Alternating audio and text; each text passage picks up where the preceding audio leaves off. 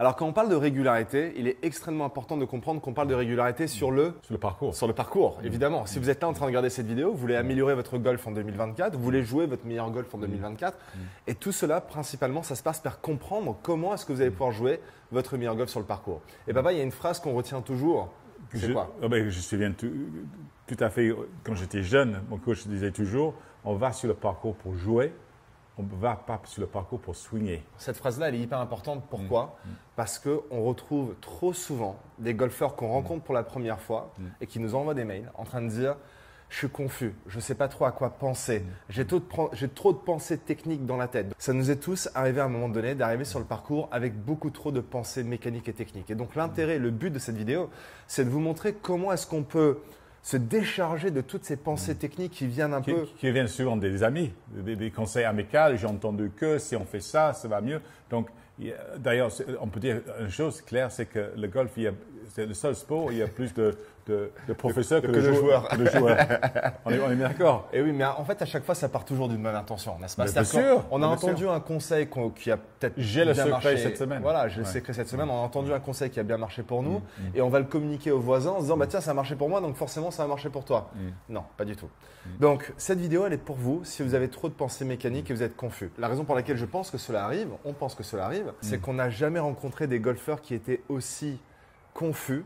Parce qu'il y a tellement d'informations en ligne sur YouTube, sur les magazines, etc., qu'on se retrouve à aller sur le parcours avec 10 idées qu'on a vues la veille sur les réseaux sociaux ou sur YouTube ou sur les magazines et on essaie de tout appliquer en même temps. Il y a plein de méthodes. La nouvelle méthode X, la nouvelle méthode Y, etc. On entend que ça. Donc même si on n'a eu jamais accès à autant d'informations qu'aujourd'hui, on n'a jamais rencontré autant de golfeurs confus qu'aujourd'hui.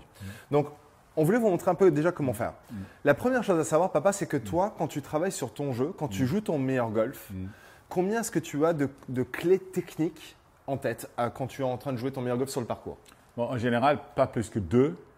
Un pré-swing, donc à l'adresse, et un deuxième pendant le swing, qui m'aide à focaliser sur un point peut-être que cette semaine-là, ça m'aide un peu dans mon swing. Fantastique.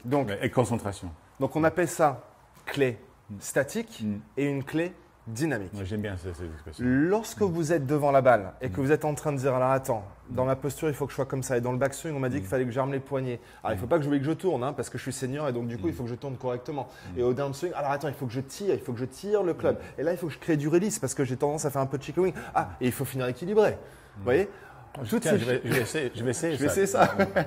Donc, il se passe toutes ces choses-là dans notre tête. Lorsque vous êtes devant la balle, ayez toujours en tête que vous pouvez avoir 2 clés maximum.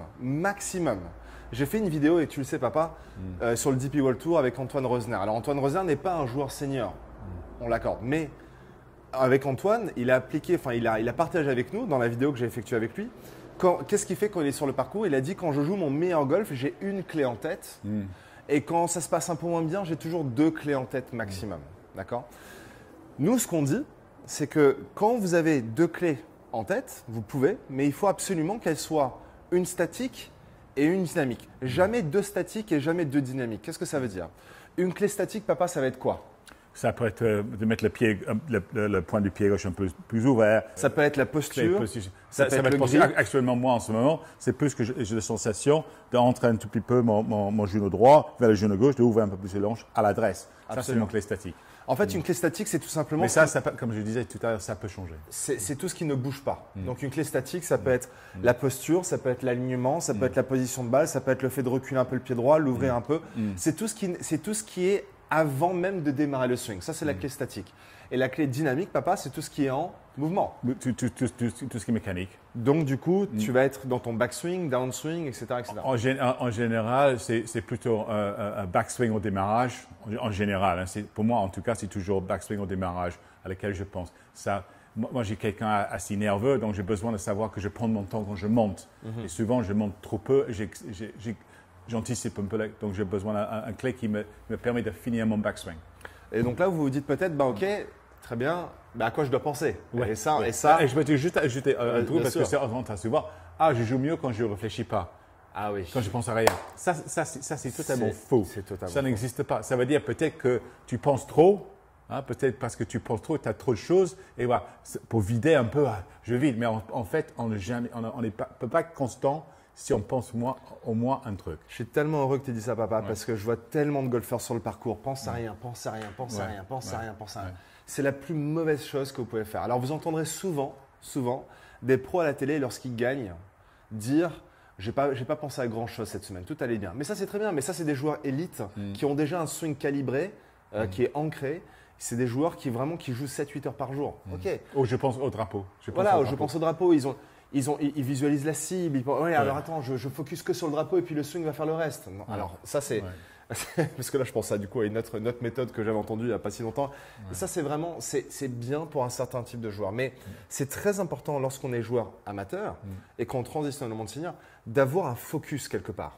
Et c'est pour ça que nous, ce qu'on dit, c'est que une ou deux techniques maximum, donc 2 techniques maximum, une minimum.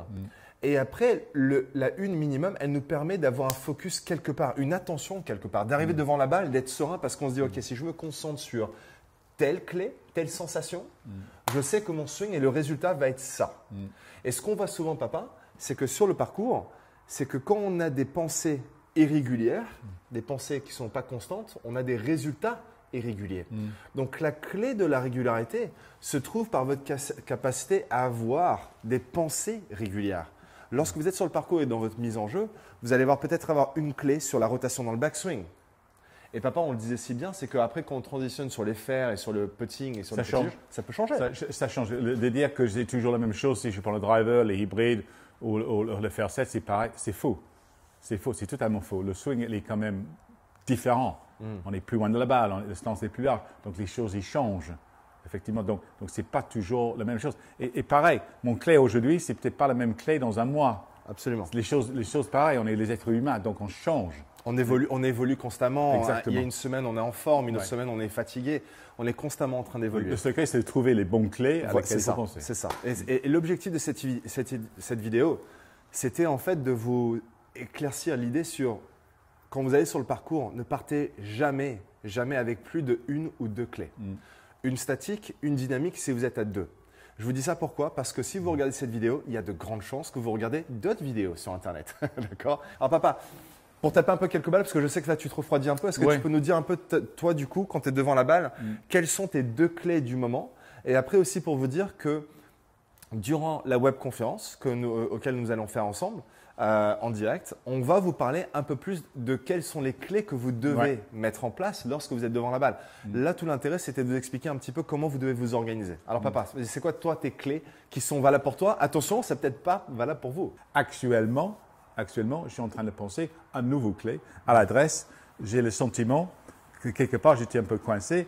Et tout d'un coup, en faisant la vidéo avec Louis d'ailleurs, j'ai noté que j'ai tapé mieux quand j'avais un peu plus décalé comme ça, les hanches un peu plus décalées avec le genou droit un peu plus entré. Donc je me sens plus à l'aise avec ce positionnement devant la balle. Ça, c'est tout nouveau ça. Ouais, ça c'est ta clé statique. Parce que comme tu le sais, je joue encore 3-4 fois par semaine avec mes amis, des seniors. Et donc, je veux continuer à garder un bon niveau, etc. Je veux pas. Et là, les choses changent. Donc, actuellement, à l'adresse statique, c'est d'avoir le genou droit qui rentre un peu plus, les hanches un peu plus ouvertes. Oui. Ah, pour moi, ce n'est pas forcément pour vous. Oui. Le deuxième clé, comme je disais tout à l'heure, pour moi, j'ai en ce moment, peut-être avec l'âge, peut-être un manque de confiance, j'anticipe un peu l'impact. Donc, je ne monte pas assez haut. Hein? Donc, j'ai trouvé une clé pour moi, c'était quand je monte, j'ai le sentiment, quand j'arrive ici, de sentir le poids de mon club sur le pouce ici. Donc, quand je sens le poids sur ce pouce-là, je sais que c'est un moment de déclencher la descente. Hein, la descente, ça se déclenche toute seule parce que ça fait quelques années que je joue au golf. Bien sûr. Donc, je peux taper une balle? Allez, avec plaisir. Allez. Donc, je m'installe. Et donc là, tu as ta clé statique. Et là, voilà, j'avance juste un petit peu. Voilà, donc il faut que je… Hop, ça. Et ensuite, le poids sur le pouce. Magnifique. Waouh. Vous avez compris pourquoi c'est important, cette clé statique et dynamique? Parce que, en fait, dans la façon dont on s'organise dans le cerveau, j'appelle ça le poste de pilotage. Vous savez, quand vous rentrez dans le cockpit, si vous avez déjà eu la chance de rentrer dans un cockpit avec un pilote, vous le voyez à chaque fois systématiquement, bouton 1, bouton 2, bouton droit pour faire de la façon grossière, bouton 4. À chaque fois, c'est le même c'est la même séquence, d'accord? Et donc, il ne va jamais passer par le bouton 4 sans passer par le bouton 1. Bah, c'est la même façon, en fait. C'est que quand on a la clé statique, on est d'abord, OK, alors attends, je regarde ma cible, OK, clé statique, alors attends, boum, donc mon père, je me positionne, OK, clé numéro 1. Celle-là, elle est terminée, c'est comme si vous avez appuyé sur le bouton, le cerveau peut ensuite procéder à la prochaine clé. Donc là, il a mis de côté, c'est bon, celle-là, elle est validée. C'est quoi la clé numéro 2? OK, bon, une fois que j'ai fait ça, OK, alors maintenant, je dois ressentir le poids un peu plus sur le pouce de mes mains pour ressentir un peu plus le poids. Et là, c'est ça qui va déclencher la descente. Donc, j'ai dans le poste de pilotage de mon papa, il est là à l'adresse, il est 1, OK, et 2. Alors que si dans la tête de mon père, il serait là en train de se dire, alors attends, là, je suis ici, puis là, il faut que je fasse ça, et puis là, il faut que je fasse ça, et puis derrière, il faut que je monte le club, et puis il faut que je redescends. En fait, il y aurait beaucoup trop d'informations et puis l'avion va se crasher. Et ça, on ne veut pas. Évidemment, on ne veut pas. Donc, il faut pour que le swing reste fluide, il faut absolument que le cerveau sache l'organiser correctement. Donc, on voulait faire cette vidéo vraiment pour vous montrer comment on joue au golf et pas juste comment on joue en swing sur le parcours. Si aujourd'hui vous êtes un joueur senior, sachez qu'avec mon papa, on a développé un système de swing, une méthode de coaching qui répond réellement aux problématiques que vous seul connaissez en tant que joueur senior, en prenant en compte les 3 différents types de catégories seniors qui existent, parce que dépendant de votre catégorie, votre swing et vos sensations vont être très différentes. Et donc du coup, ce qu'on voulait faire, c'est de vous inviter à découvrir ce que nous considérons être les 3 piliers indispensables pour jouer votre meilleur golf, peu importe votre âge. Pour découvrir ces 3 piliers, vous avez juste besoin de cliquer sur le lien qui se trouve juste en dessous de cette vidéo et on vous dit tout.